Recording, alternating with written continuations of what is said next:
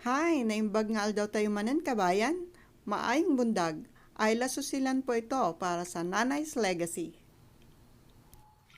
Today's episode ay magluluto po tayo ng chicken in soy sauce. Napakasimple lang po ng reseping ito at madali lang pong gawin. Pero bago po tayo mag-start, halina kayong mag-subscribe, mag-like, and hit the bell button para po ma-notify kayo sa mga bago po nating video. Nakasulat naman po dito ang ating mga ingredients. Kaya, tara na po! Mag-start na tayo.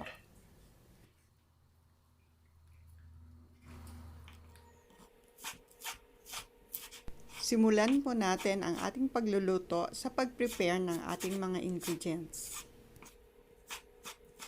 Unahin natin ang pag-slice natin ng ating ginger into strips kagaya nito.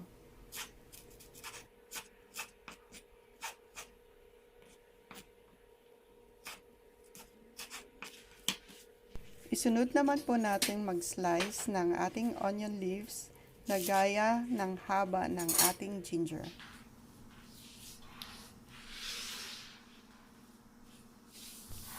I-set aside lang po natin ang ating ginger at ang ating onions at simulan na po natin ang pagmamarinate natin ng ating chicken.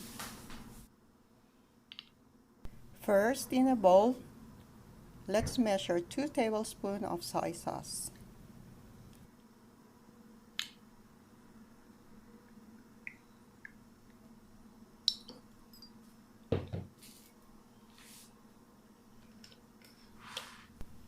Then, let's add in 1/3 tablespoon of sugar.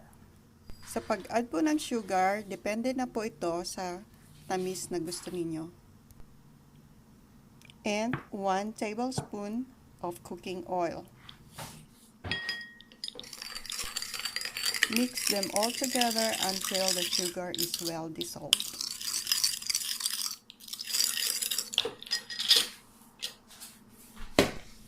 Next, kunin naman natin ang ating chicken which is sliced into bites and pour the soy sauce mixture into it.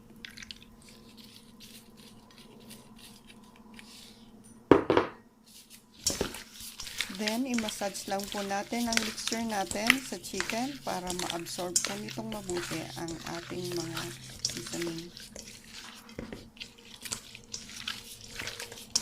And after that, kunin naman natin yung pinaglagyan natin ng soy sauce mixture natin at i-transfer natin doon ang marinated chicken natin.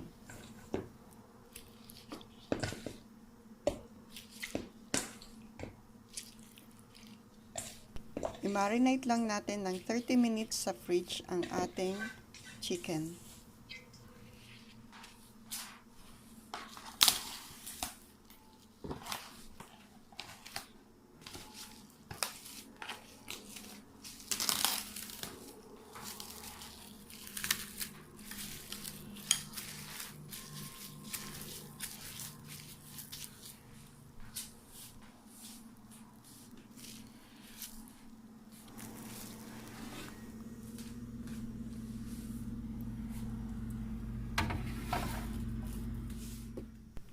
While waiting for our chicken, now let's make our sauce. Let's measure 1 tablespoon of soy sauce in a bowl and 1 tablespoon of oyster sauce.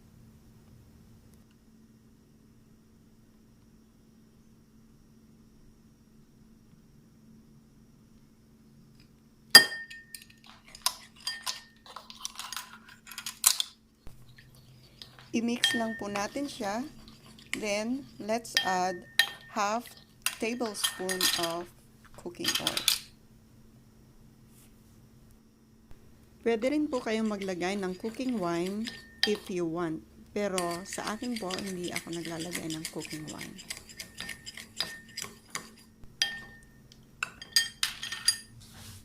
Then, let's add black pepper. Mix them all together and then set aside.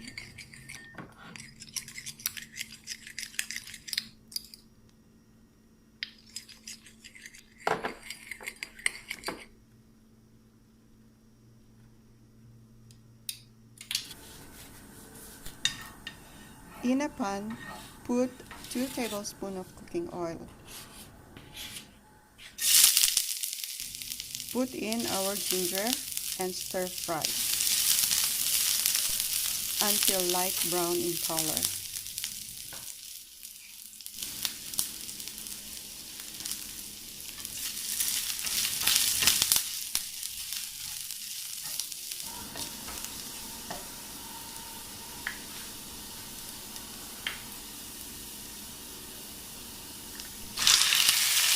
Then, let's put in our marinated chicken.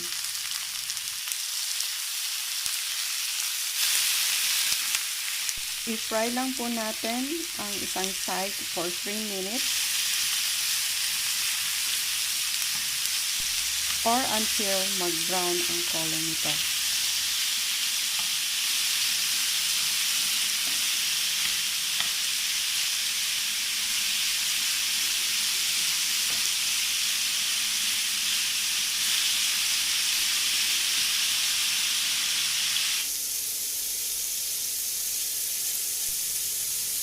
Then, i-flip po natin sa kabilang side at iluto naman natin ng 3 minutes ulit.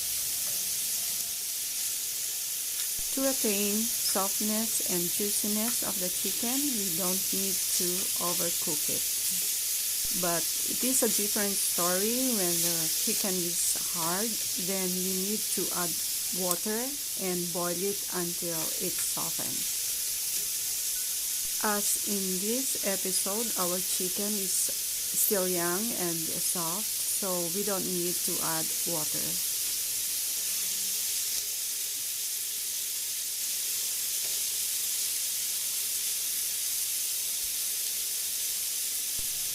As we can see, dugo-duguin pa ang ating mga manok, kaya stir fry lang po natin siya hanggang sa mawala ito.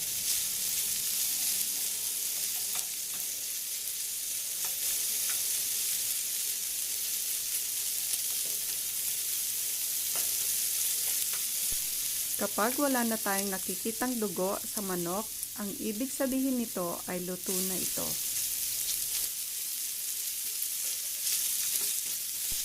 Halu-haluin lang po natin ang manok hanggang sa tuluyan nang mawala ang dugo nito.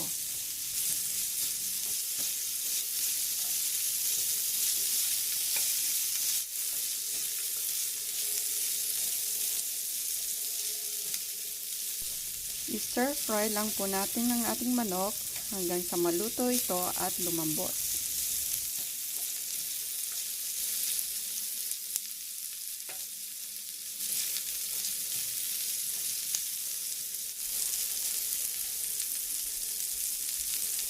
Ayan, mukhang ready na ang ating chicken.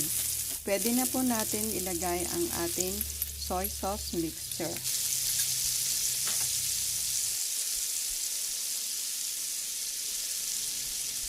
Ilagay na rin po natin ang ating onion leaves. I-stir lang po natin ng konti at ayan, ready na po ang ating chicken in soy sauce.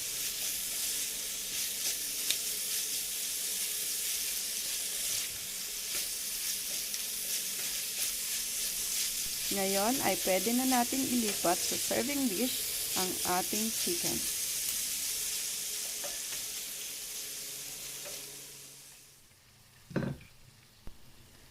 While sinasalin po natin ang ating chicken sa serving dish, ay mag-shoutout muna tayo kay Kansro TV, Super Friends and the City, Ate JB TV, Longas TV, Mudra Streaming, Kabug to Life, Anne Marie's Higa, and Mami Agnes. Thank you sa suporta ninyong lahat. Ngayon ay balik naman tayo sa dish natin. I-garnish lang po natin ito ng onion leaves. At tikman na po natin ang ating nilutong chicken in soy sauce.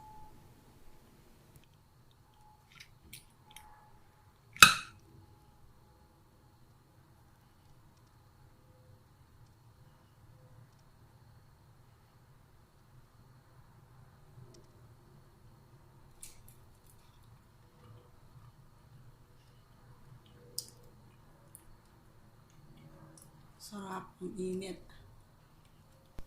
Sana po ay nagustuhan ninyo ang episode na ito. Huwag pong kakalimutan mag-subscribe, mag-like at mag-share ng videong ito. And please don't forget to hit the bell button for notification sa mga susunod pa nating mga videos. Thank you so much for watching. See you in my next video.